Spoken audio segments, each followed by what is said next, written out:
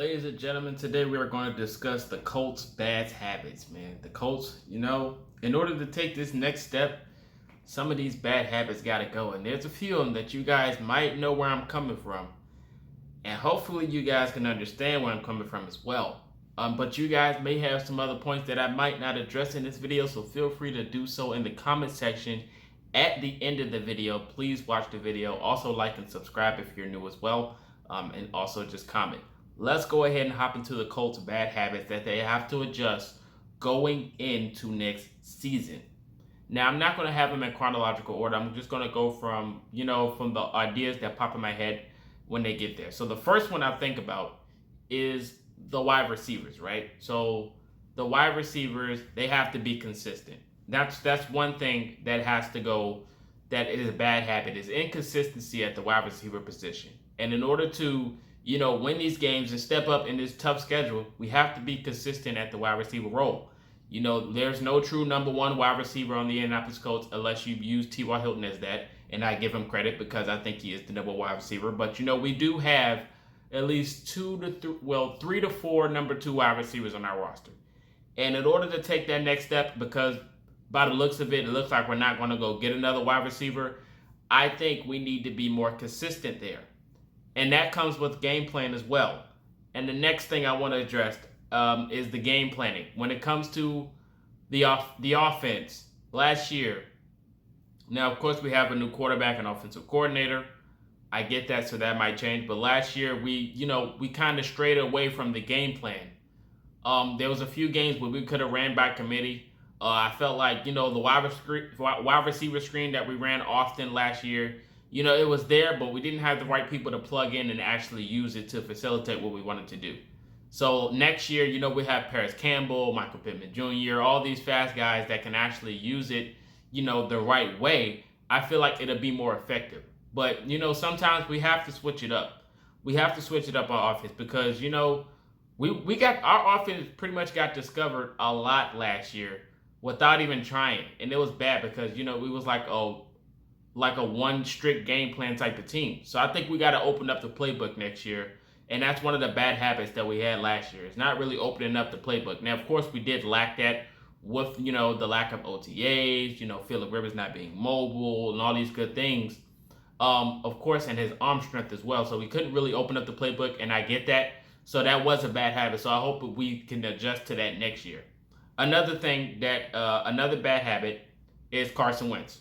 Carson Wentz, bad habit is holding the football for way too long. That is a thing that has to be adjusted going into next season. Holding the football when doesn't need be. There's open targets. You have to just look at the film. You guys know what I'm talking about.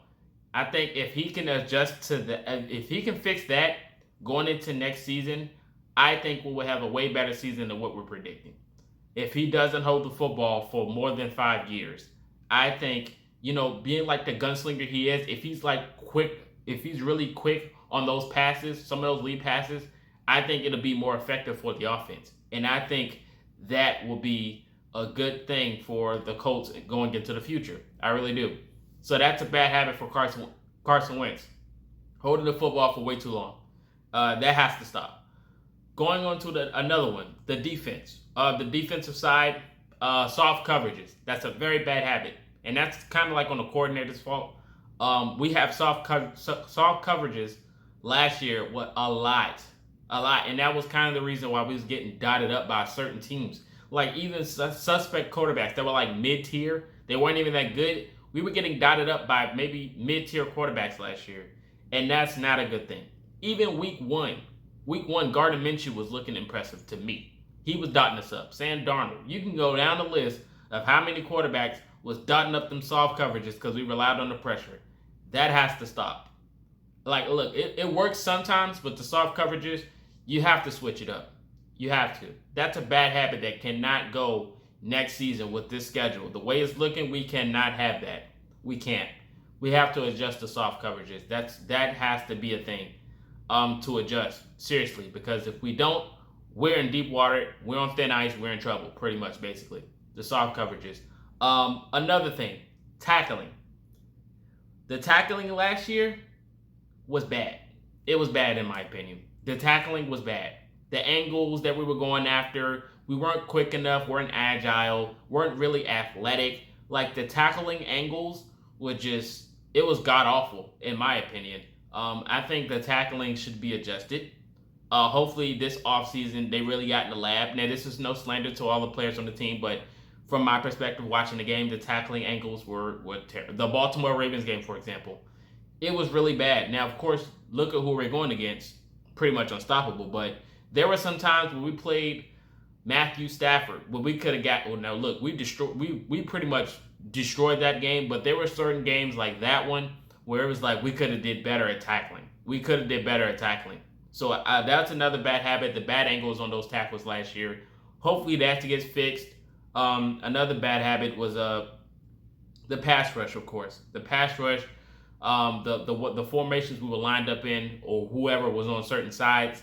The bad habit was, we wasn't quick enough. We really weren't. And now, of course, hopefully Kwity Paye, our draft pick, will come in and fix that. Hopefully Teray, he was hurt. Hopefully he can come back and be a good force that we are praying for him to be. And I hope I hope the pass rush really, works this offseason and be as good as they should be. Now, of course, PFF, they ranked us top 15 in defensive line. Not surprised by that. But, the defensive line can be better than what it can be. It really can.